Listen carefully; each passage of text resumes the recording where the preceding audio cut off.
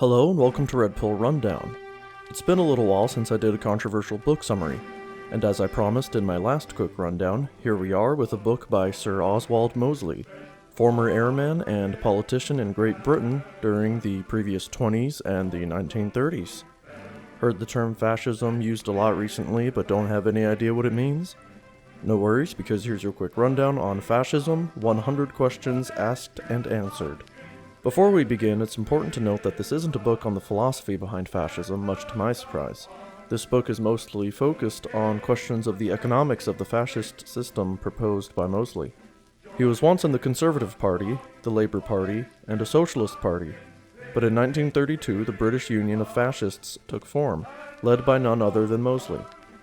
He's not a fan of globalism and international finance, and the majority of the press being run and owned by wealthy elites.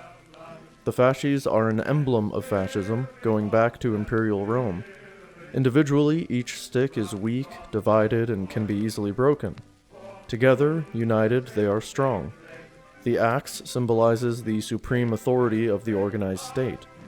Mosley considers the British Empire at the time to be the successor to the Roman Empire.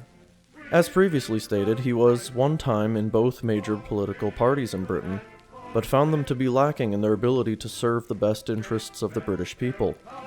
As far as differentiating fascism and National Socialism, Mosley considers National Socialism to be Germany's expression of fascism, just as British and Italian fascism can also be different, as the goal is to serve different peoples with different cultures and needs. As for symbols, black is seen by Mosley as the color best suited to express the iron determination of fascism. That the salute used by Italy and Germany is the oldest of European civilization, and was used in Britain centuries before. The fasces explained prior were also used in Britain for the last 2,000 years. Mosley speaks to the class barriers that exist in the West and says that everyone from business director to secretary should be treated differently in a functional sense, but equal in a social sense. What is interesting about Mosley's idea of fascism for Britain is the idea of occupational franchise. Currently, in most, if not all democracies, citizens vote for someone to represent their geographic locality, be it their country, state, city, etc. Mosley describes such a system as abused by professional talkers and corrupt politicians. His solution is to not do away with the vote entirely, as one might expect from the word fascism, but rather to have his fascist government elected democratically, and afterwards the voting would then be transformed from a geographic representation to an occupational representation. An example would be that instead of a coal miner in rural New York voting for someone to represent his state and getting outvoted by those in New York City, he instead votes for someone to represent the interests of the mining industry, as would all the other miners of minerals and such. So on and so forth for all major industries, including a representative for stay-at-home mothers. All industries would be centralized in a government-run corporation with an elected representative to advocate for each of them. The idea would be that the representative would be a technical expert in the field they represent, rather than a career politician who would not be so directly connected to the needs of their constituency. Mosley argues that women will be elevated, free to choose their own vocations and paid the same as men for the same work, though the position of wife and mother would not be treated as an inferior choice as it is today, instead being honored and encouraged. He differentiates capitalism from fascism by saying that capitalism is where capital uses the nation for its own purposes, while in fascism the nation uses capital for its own purposes. Mosley advocated for isolationism regarding wars, Britain's fight for Britons only, and also is a proponent of wage control. He condemns international finance, saying his system would be a substitution of a dictatorship of the will of the people for the present dictatorship of finance.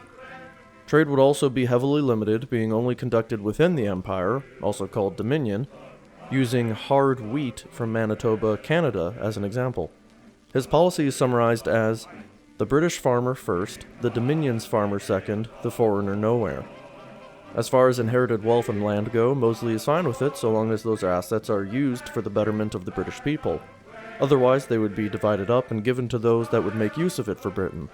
He would have the colonies like India sell raw materials to only Britain for the use of revived British manufacturing, but in return would impose a higher minimum wage and other quality of life standards for their workers to avoid the ethical dilemma of using sweatshops and the like as the West currently does. Moseley also advocated for social reform like keeping children in school until 18. At the time, this was not the case. He would make use of restricted trade, internal production of goods and services, the centralized industries, and pensions at 60 to increase employment. Hospitals would be a mix of private and public. Regarding eugenics, Moseley advocates for an increase in children in the middle class and a decrease of children of the poor, all voluntarily, and voluntary sterilization for those who are considered to be mentally or physically deformed and unfit to reproduce. Regarding the United States, he states that the proper powers of democracy in America are sabotaged with ease by the great interests. Immigration is voluntary, but immigration will be halted as Britain is for the British. Welsh and Scot problems should be solved by the Welsh and Scots, and the new structure of British government would likewise be replicated in the colonies such as Rhodesia. To end on spicier subjects, Moseley advocated that there should be no laws differentiating treatment throughout the British Empire on the basis of race, but that race mixing should be discouraged via education on having pride in one's people.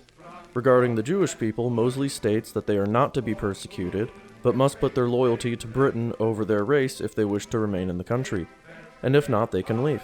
Regarding their money, Moseley writes that they will be able to take anything they have honestly earned. That's your quick rundown. Links in the description. See you guys later.